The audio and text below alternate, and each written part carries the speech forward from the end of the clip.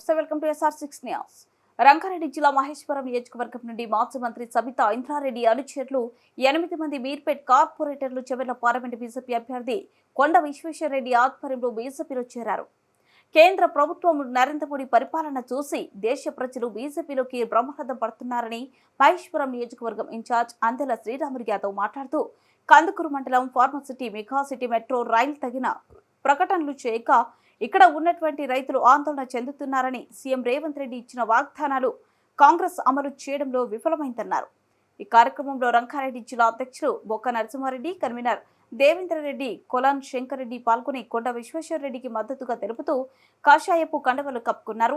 నాయకులు పెండ్యాల నరసింహ, మహిళా మోర్చా లీలా రవి నాయక్, వేముల నరసింహ, ఎండ్ల మల్లేష్ ముద్రాజ్, అరుణ ప్రభాకర్ రెడ్డి, ఎల్లమ్మ, జ్యోతి కిషోర్, గౌరి కిషోర్, బీజేపీ నాయకులు పాల్గొన్నారు.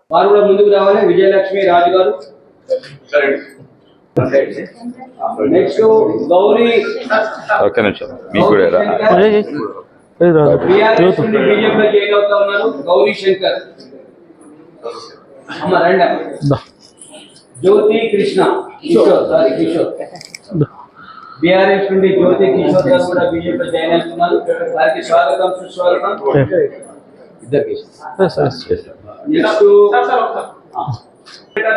నలుగురు బీఆర్ఎస్ కార్పొరేటర్లు భాజపాలో కొండ విశ్వేశ్వరరెడ్డి గారి యొక్క ఆధ్వర్యంలో శ్రీశంకర్ గారు బీఆర్ఎస్ నుండి బీజేపీలో జాయిన్ అవుతున్నారు. వీరందరికీ కూడా పేరు పేరున భారతీయ జనతా పార్టీ మహేశ్వర నియోజకవర్గ శాఖ, మీర్పేట కార్పొరేషన్ శాఖ స్వాగతం సుస్వాగతం తెలియజేస్తా ఉంది. ఒకసారి కప్పురు భారత్ మాతా కీ జై, భారత్ మాతా కీ జై. నరేంద్ర మోడీ గారి నాయకత్వం వర్ధిల్లాలి, చంద్రశేఖర్ రెడ్డి నాయకత్వం వర్ధిల్లాలి, శ్రీరాములు గారి నాయకత్వం వర్ధిల్లాలి, ముఖ్యమంత్రి గారి నాయకత్వం వర్ధిల్లాలి. భారత్ మాతా కీ జై. భారత్ మాతా కీ. కూడా చాలా ఒత్తిడి వస్తుంది. కింద ప్రజలు మొత్తం భారతీయ జనతా పార్టీ వైపు అక్కడ ఉన్న ఓటర్స్ అంతా కార్పొరేటర్లు నడుగుతారు.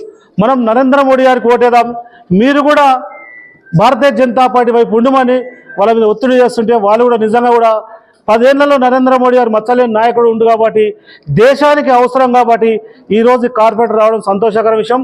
అదేవిధంగా ఈరోజు ఆ ప్రాంతాన్ని, మహేశ్వరం ప్రాంతాన్ని, బడంగపేట, మీర్పేట ప్రాంతంలో ఈరోజు రేవంత్ రెడ్డి గారు సీఎం గారు వస్తారు.